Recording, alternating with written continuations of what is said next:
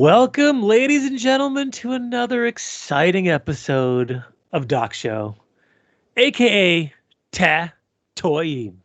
And on this episode, we lost Spiro yet again. He's wandering the aisles of the defunct Toys R Us somewhere in Queens. He's in the outer rim looking for rim jobs. Yeah, he's licking the outer rim, what he usually does. Spiro, if you're not here, you know you're going to get raked over the coals. But in his stead, we have someone who could potentially, actually it probably is, a bigger toy expert and junkie than I am. Yes, I'm seceding the title. Because this guy is not only the owner of his own toy store in upstate New York, in Pauling, New York, named the Imperial Castle, but he's also one of the curators and the managers of a website that I frequent called xhamster.com. No, that's the wrong website. Called the Imperial Gunnery and the Imperial Gunnery Forums, which deal with vintage toys, Star Wars toys specifically, and how to interpret and spot the fakes and the reproductions so you don't get hosed when you're picking up stuff from auctions or in real life or whatever. And his name is Johnpaul Ragusa. And of course, as usual, I'm joined by my brother from another mother, who our haircuts are no longer matching because now I'm rocking the Chuck Liddell faux hawk. Well, it's really a mohawk, actually. I'm appropriating a culture. My boy, your boy, and a lot of guys' boys, the Greek god Papadon, a.k.a. GGP. Doc, I thought you liked the hose. What are you talking about? I do love the hose. The hose and money. Anyway, this episode of TaTOYine, we're gonna do something a little bit different. But first, I want to speak to our guest and ask him 2 specific toy questions that I have for him. Maybe 3. All right, Johnpaul. John, I know your mom calls you Johnpaul, like my mom calls me Alexander. Does she really? She does. I thought it was mijo. When she's mad at me, she calls me Alexander. She's not the Spanish one; she's the Italian one. Oh. Your favorite piece in your collection? Your collection. So my favorite piece in my collection would be an Italian, because I am Italian, even though you Jean-Paul'd me, it's John Paul, but whatever. Doc's a fugazi, don't worry about it. I'm okay because I just realized I have way more hair than both of you. So yeah, but I have a full head of hair. I choose to shave my head. Sure you do. I do. I know. I'm sure you do. Your girlfriend in Canada must love it. How'd you know about her? You went out with her sister, didn't you? I have an Italian Yoda. It's by a company called Harbert. It was one of only 2 Star Wars figures that this company actually created card back art for The Empire Strikes Back. They did Boba Fett, which was a mail away, and then they did Yoda. After that, they abandoned it and just started importing Kenner figures and slapping a label, an import label.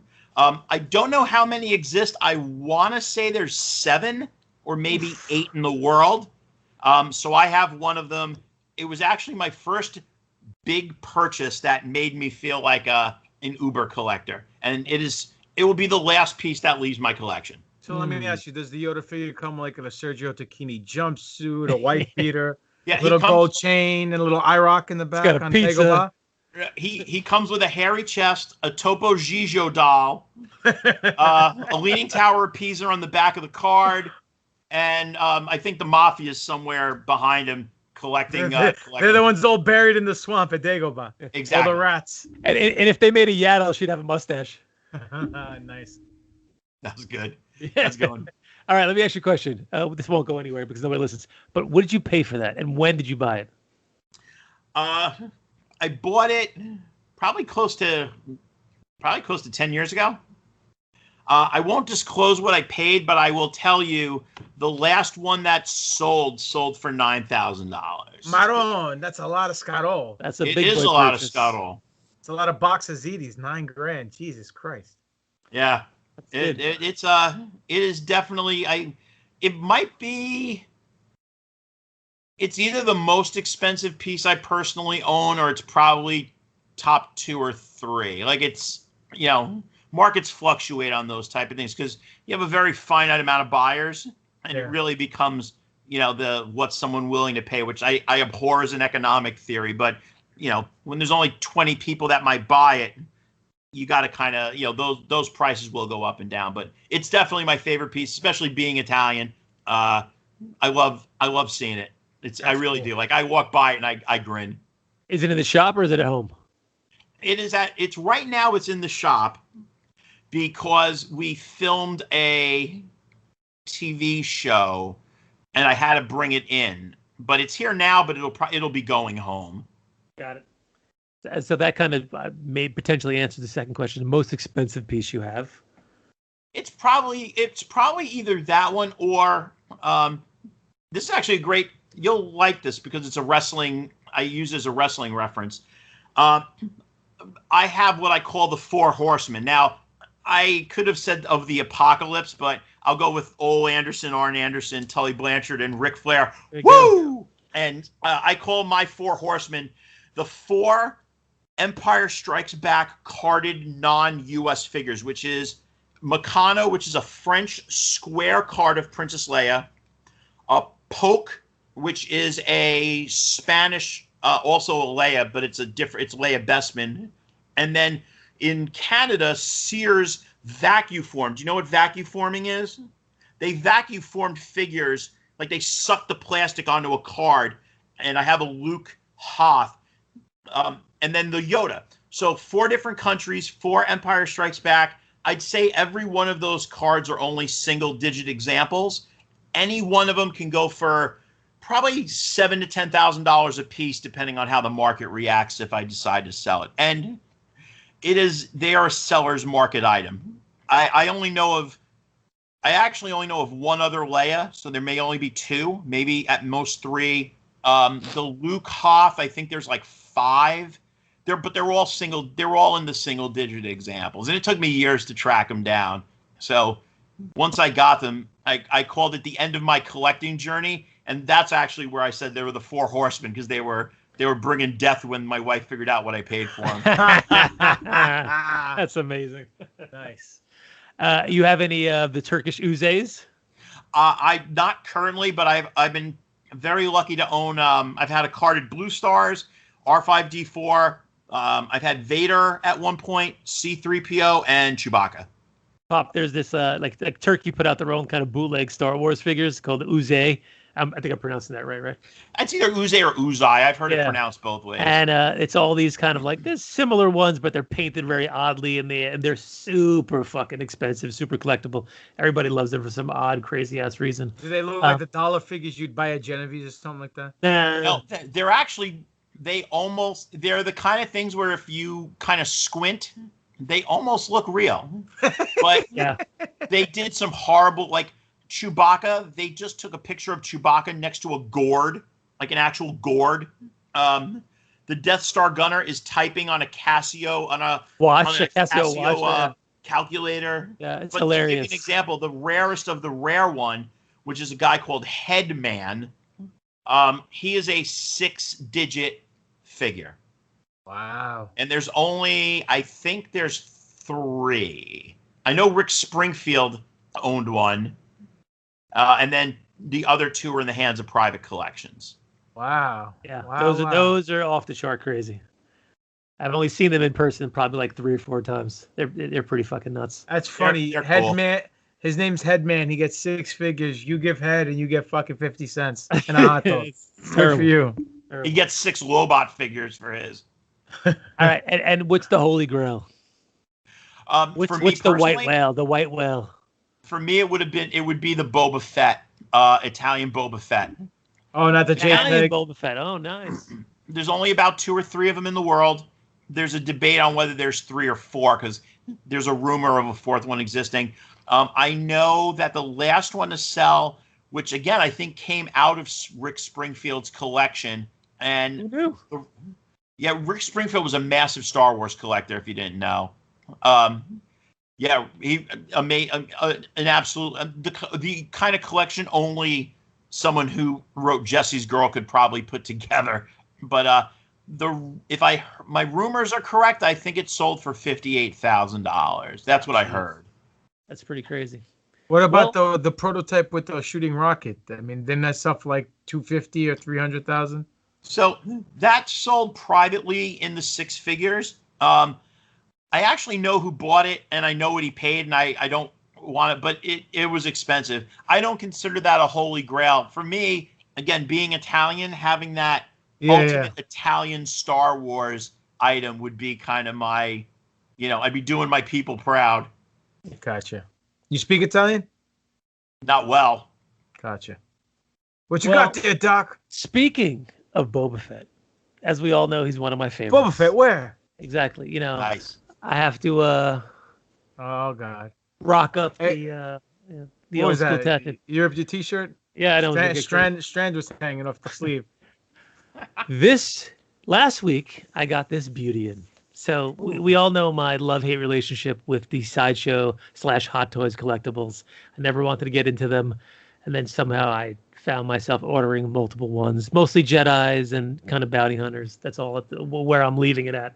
But this right now, exactly. This, I got a kid going to college. It's not going to happen. So this is the Empire Strikes Back, because I'm a sucker for vintage release of the Boba Fett that they just put out recently. So they released 2 figures to commemorate the Empire Strikes Back's 40th anniversary for the Sideshow. One of them was Boba, and this is the one right here. And the other one was Vader, who came in the same window box packaging that we see this one in over here. It's got a similar, card back to the original Boba Fett here that came out at ESB, and Star Wars card when he was first, one of the last ones in that line, and as well as Empire. They changed the card for Empire as well. Anything I say wrong, feel free to correct me, John. They didn't change it for the Empire card. I'll correct you.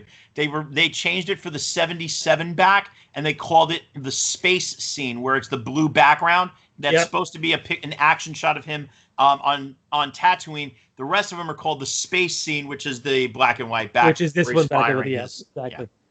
Yeah. So then there was 2, an apprentice and the master. Listen, I've already given it up, so it's fine. They released this one, which is the same mold. But that was to pay for medical school, no? Yes, exactly. $20 is $20, which is the same mold as the recent one they did probably a year and a half ago, 2 years ago. But they changed the color. So if you look at the colors on this bad boy here, my light's kind of terrible. They use the original Kenner vintage colors on him. So it's got that, that oddly kind of purplish blue for his jumpsuit. The helmet has very minimal detail on it. If you look at the back, you could probably see a little bit better on there. It's got the, the primary color of the orange / yellow on his gauntlets. And he's not as detailed as the newer releases that they have done. So his helmet is in green?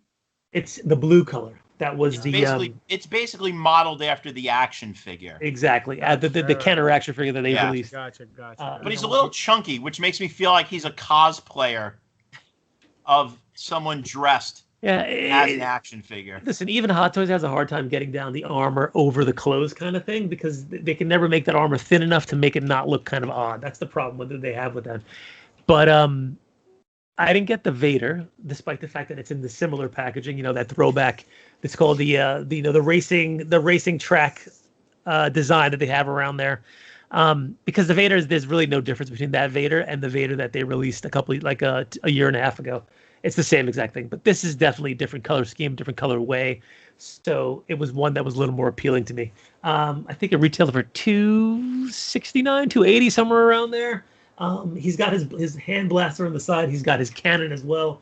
He's got the Wookiee pelts that he collected, which, as Spiro would ask me, are those made of plastic or real hair? And they're actually made of real hair, because he had asked me last time we talked about a different figure.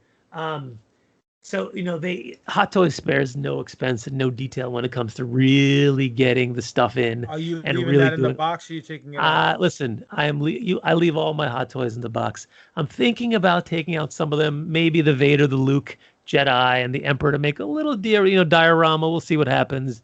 But it's just, I bought it mostly for the box, because the box is so retro, so vintage, so beautiful. You love that box. What? You do love your box. I do love my box. What's in the box? I'm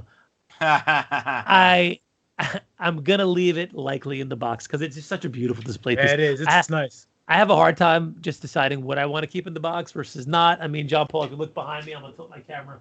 I've got, racks and racks of Marvel Legends behind me because I'm a huge Marvel Legends guy as well as Star Wars guy, and they're all open and out of the box. But if I swing my camera this way, I have all my Black Series Star Wars, the vintage card ones, all in star cases that are stapled to my wall because it's hard to look at that vintage package and tear it open because it's like it looks so good when it just sits there. I'm sure you've seen the same photos that I've seen online. Like, people post the old school shot of Toys R Us or Target, just where the it's peg just hooks, 100 deep of 15 figures deep. Where when was the last time you walked into Target? Maybe they have one fucking Star Wars figure on the pegs. It's ridiculous. It's crazy. That's why I miss Toys R Us so much because it was dedicated to that and that only. Remind me to send you a picture when we're done. My front wall at the shop, I put everything on peg hooks.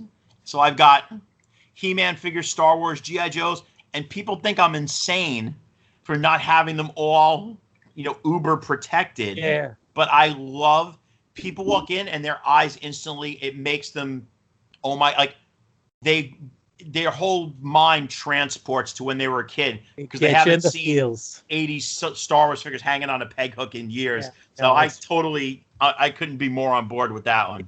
It's definitely a feeling that it's nearly impossible to replicate and see again today. I mean, we Pop and I have talked about this, and our kids will not grow up in the same generation that we did and have those same things, and they'll have their own things, but we have specific things like seeing something like that really just like brings you back, and you're like, wow, that's absolutely crazy. It makes me feel good. But Boba's gonna go right up into the collection. This is the MMS 571. If you're looking for the numbers, there's no specific description on the back like they do for the Black Series. But I thought it was a great piece. I had to have it. They actually got it out pretty quickly. I think they solicited it probably maybe 2 or 3 months ago, and it's already out, which is great. They just sent me an email about Luke, Snowspeeder Luke in the Snowspeeder outfit, which I collect all the Lukes, so I have to get that one. Their release date is 2022 on that. Oh, wow. Oof. And I'm like, what am I going to plunk down fucking, $45 for a deposit when that thing's coming out in a year and a half? And that's insanity. It's crazy. So when it gets a little closer, I'll pick it up. But that one, I keep getting my Qui-Gon pushed back because, the whole COVID-19 thing. Are we still talking about toys here? Exactly. My Qui-Gon's getting pushed back. That's what I call it, my Qui-Gon. COVID-19 is really fucking with the toy industry, and we're getting less and less stuff. Though I feel this month has been bananas insanity for toys with the amount of stuff that's come out that I've had to drop money on. So it's been good, but the Boba is going to be one of the centerpieces of my Hot Toys collection, and I'm not going to open it. Do you do the Gentle Giant bounty hunters? I do not. No. Well, this conversation's over then. All right. Yes. Moving on. Are you talking about the double-sized big ones? Yeah, the ones that are like a 12-inch scale of the vintage. Yeah. If you like the Boba Fett, if you like the Fett because it looks like a vintage figure, you should look. The bounty hunters, they make the bounty hunter set. It's fantastic. Yeah. They make a set. Is it a set, or do you have to buy them individually? You can buy them individually. Yeah. The problem with that, the Fett is like $500 or something like that. It's no, they're. I think the most expensive one might be Fett at like $150. No, that's not bad. Bosk is like $130, and then they go down. They're actually not bad, but they look great because they're exactly the vintage figure, blown up to a foot, and the card back matches. It's actually kind of nice. Yeah, no, I've seen it before. I have a Captain America like that from the Secret Wars line that they had done. Yes. But again, it's just a space issue, man. Like I'm at the point where I've got stuff spread across. He needs a second house just for. I need a second house for it. Yeah, I have a very small office as I'm sitting in right now, which my wife relegates me to display. Except I have my barge that I backed that's sitting in my hallway on top of the closet, which she still kind of ignores, which is nice. But listen, I got Snake Mountain coming. I got Unicron coming. I got 3 fucking Sentinels from Hasbro Lab coming. I got space issues. So. You know what? Not for nothing, but you should buy the Iron Studios Sentinel X-Men diorama. They're 1/10. Yeah, it's 1/10 scale, but the 3 of them go all together. fucking phenomenal. But like they're like 1,500 each. Hasbro's doing a Kickstarter, which they've already been funded for within the first like 24 hours of a Sentinel 28-inch Sentinel. The thing's gonna be fucking ginormous. And what did it go for? Like $399? $350 plus tax, which was $380 something. I have free shipping because I'm one of the Pulse members, but I'm already in for 3 of them. So I'm already $1,200 in on fucking Sentinels right now. I don't. Yes, What on. What else you got on the fucking? That's it, man. That was a quick one tonight. That's what she said. Nice, very nice. I had a spotlight Fett all by himself. What else is new? You love that Fett. Who's your favorite Star Wars character, John? Oh, Boba Fett. Okay. It's an easy one. You know, he doesn't say much. You know, I fell into the trap like everyone. It's that rule of cool. He just looks cool, even though he's terrible at his job. He dies terribly. Like, he really doesn't have a redeeming quality except he looked cool. Did you see the story arc in Clone Wars when he tried to get revenge on Mace Windu? I didn't. I'm not I'm just a normal movie guy. Oh, no. I've missed so much. I mean, I knew about the expanded universe storyline where he busted out the Sarlacc and.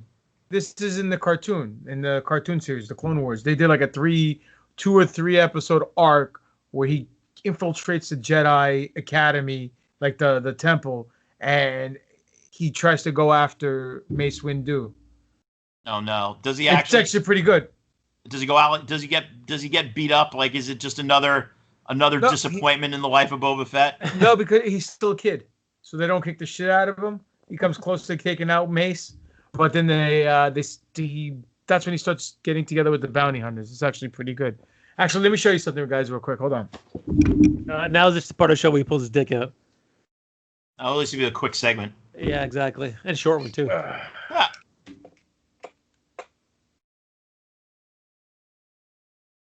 This is the last thing I've bought. Doc, you know what this is. Nice. Oh, that's the bust. Yeah, I got that one too. I bought this one on eBay. I got a great price for it. I think I paid like $120. I had the in the shop. We had the Jango Fett sideshow where he's standing on the platform. The 1/4 scale one. I gotta tell you, that thing was. I'm not a statue collector personally, but that thing blew me away. Absolutely stunning. I was really impressed. It just looked badass. I was really impressed. Like I said, I never even saw a sideshow collectible until about 4 months ago. I didn't know anyone who collected them, and I never had one in the shop. And a guy walked in with 9 of them to sell, and I opened up Django, and I was like, "Yeah, I'm sold." Like but it was cool looking. It really was. Oh yeah, man. I have 8 right now in front of me. I have 8 IKEA cases, glass cases in the man cave. Oh, the Deltops?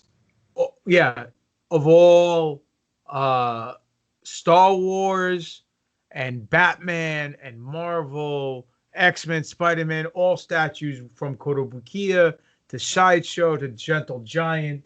I fell into this fucking pot trap. I can see how. Right now I've got Jyn Erso in in the shop for sale. I got Jyn Erso, Dr. Doom, and Red Skull, and Gamora.